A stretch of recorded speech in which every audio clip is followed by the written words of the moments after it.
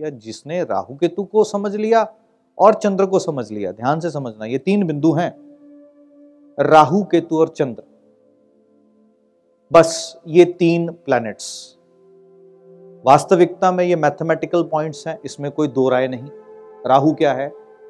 चंद्रमा के आसपास बनता हुआ मैथमेटिकल पॉइंट। केतु क्या है? चंद्रमा के आसपास बनता हुआ मैथमेटिकल पॉइंट। कुंडली की सारी गणना जो है वो किस पर की जाती है? चंद्रमा आपके जन्म के समय किस नक्षत्र में बैठा था, उस नक्षत्र के अकॉर्डिंगली पूरी दशाओं की गणना की जाती है। इसका क्या अर्थ है कि पूरे जीवन काल में आपका मन किस परिस्थिति में रहने वाला है, आप केवल कुंडली को देख करके वो गणना करते हो। बात समझ रहे हो? अब आपका मन अगर 7वें भाव में अटका है तो शादी के भाव में अटका हुआ है मन। इसका मतलब क्या हो गया? कुंडली देख करके आप क्या बता रहे हो कि अगर 7वां भाव दिख रहा है तो आप बोल रहे हो इसका मन शादी की ओर या पब्लिक की ओर या कस्टमर की ओर या क्लाइंट की ओर होगा। क्या होगा? मन होगा। क्यों मन होगा? बिकॉज चंद्रमा जहां पर बैठा था वहां से दशाएं जो है गणना की गई, और चंद्रमा के आसपास बनते ही 2 बिंदु जिसको राहु और केतु बोल रहे हो। राहु जहां पर बैठता है, ध्यान आदमी का वहां से या भटका सकता है या वहां पर ध्यान लगा देगा। ये कुंडली डिसाइड करती है। आप ये नहीं कह सकते कि एक आदमी की कुंडली में राहु यहां बैठा तो ये इसका ध्यान यहां लगा देगा ना। राहु क्या करेगा? जहां पर बैठा है, हो सकता है वहां से ध्यान को उचाट करके कहां ध्यान लगाए? जहां पे उसकी दृष्टियां पड़ रही हैं, जहां पे वो देख रहा है। राहु जहां बैठता है वहां तो होता ही नहीं है। तुम्हारी चेतना कब यहां पे है? जब तुम बैठे हो। घर में तो खाना चल रहा होगा, घर में बच्चों ने खाना खाया नहीं खाया, हस्बैंड क्या कर रहे होंगे, तो क्या अर्थ है? राहु तुम तो यहां बैठे हो, तुम्हारी चेतना कहां है? बात समझ रहे हो? राहु जहां देखता है ध्यान वहां पर चला जाता है। समझने की कोशिश कर रहे हो? और राहु क्या है? वो ध्यान जो एक व्यक्ति को अपनी जिंदगी में शीर्षस्थ तक लेकर के जाता है। कोई भी धंधा, कोई भी व्यापार ऐसा नहीं है जो बिना राहु की सहायता से किया जाए। राहु एक व्यक्ति को अपनी लाइफ के अंदर कुछ भी चाहिए, मतलब कुछ भी, 2 ही चीजों से हासिल होता है जिंदगी के अंदर। नियम याद रखना। एक, जब आपने जिंदगी का एक नियम बनाया हो कि जब आप जो काम कर रहे हो उस वक्त आपका ध्यान वहां हो, तो ही आप उस चीज में मास्टरी कर सकते हो।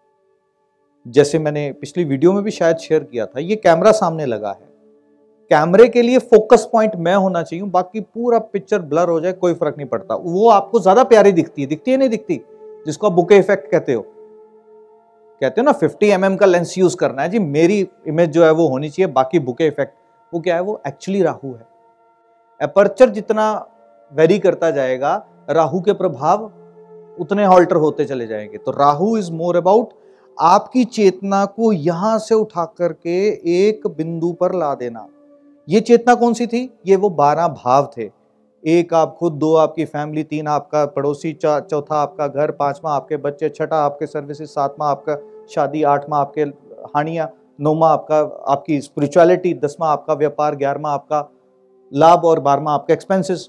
राहु क्या कह रहा है कि भाई सारी चीजों को सिमट करने एक जगह पे ध्यान ले आ। कहां पर ले आ? जहां पर उसकी दृष्टि चली जाएगी। अगर दृष्टि 7वें भाव में गई तो क्या होगा? क्या होगा? क्या होगा? ध्यान कहां चले जाएगा? पार्टनर के घर में। ध्यान से समझना, वो पार्टनर बिजनेस भी हो सकता है, वो पार्टनर कौन सा हो सकता है? क्लाइंट भी हो सकता है, वो पार्टनर लाइफ पार्टनर भी हो सकता है।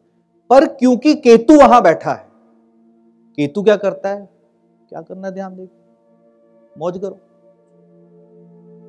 अब वो क्या करेगा? राहु ने क्योंकि ध्यान दिलवाना था, 7वीं दृष्टि दे रहा है, तो राहु एक पे ध्यान दिलवा जाएगा, केतु बाकियों से ध्यान हटवा जाएगा।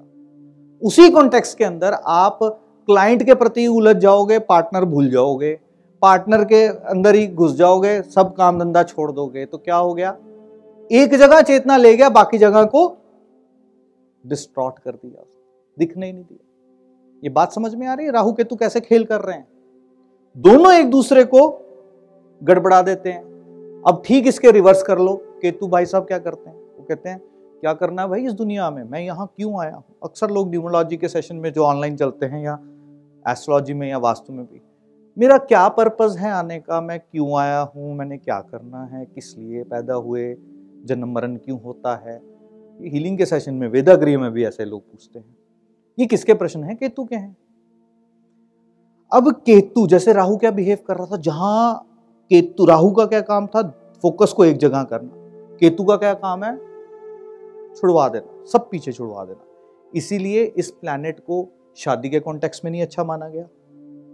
क्यों? क्योंकि शादी के कॉन्टेक्स्ट में क्या है, शादी बोलेगा छोड़ना यार, ये क्या बोलती है, डाइवोर्स ही मांगना है तो क्या करना है शादी करके। बात समझ रहे हो? केतु और क्या करता है, बिजनेस आदमी करेगा तो सही, कभी तृप्ति नहीं होगी, छोड़ना यार, किस लिए कर रहा हूं, बच्चों ने आज आकर के बाहर ही निकालना है तो किसके लिए कर रहा हूं। केतु ऐसे से करता है। अब केतु, अगर राहु फर्स्ट में बैठा है, केतु सेवंथ में बैठा है, अब केतु की दृष्टि कहां चलेगी, मोटा मोटा बता रहा हूं, सेवंथ दृष्टि खाली समझ लो, 5वीं और 9वीं छोड़ दो, अभी कहां चलेगी, लग्न पे चली गई। अब लग्न पर अगर दृष्टि चलेगी, राहु वहां पे बैठा है, केतु ने क्या किया, अपने आप के लिए चिंता छुड़वा दी कि अपनी चिंता नहीं करनी। क्यों? क्योंकि केतु क्या है, डिटैचमेंट, और डिटैचमेंट कहां पे चलेगी, लग्न के ऊपर दृष्टि चलेगी, अपनी चिंता नहीं करनी, पर क्योंकि राहु वहां बैठा, सारा ध्यान वहीं पे चला जाएगा। बात समझ रहे हो? इसीलिए ये दोनों ग्रह जो है ना, ये आपस में एक गिमिक, एक इल्यूजन पैदा करते हैं, जो आदमी समझने में उलझा रह जाता है और कहीं पहुंच नहीं पाता। जो कहते हैं ना राहु केतु समझ में आ गया, सबसे बड़े मूर्ख हैं, क्योंकि समझ में आ गया ये स्टेटमेंट ही किसकी है, राहु की है। केतु कहता है बेटा मैं तेरे को समझने नहीं दूंगा, तू कहां किस खेत की मूली है। बात समझ में आई, राहु केतु कैसे प्ले करते हैं। और चंद्रमा के आसपास बनते हुए ये बिंदु है मन, तो इसलिए जो योगी योग साधना के माध्यम से अपनी तपस्या को इतना प्रगाढ़ कर लेता है, उसको राहु केतु प्रभाव देना बंद कर देते हैं, और जिसको राहु केतु ने प्रभाव बंद देना कर दिया, बाकी कोई ग्रहों की कोई हैसियत ही नहीं।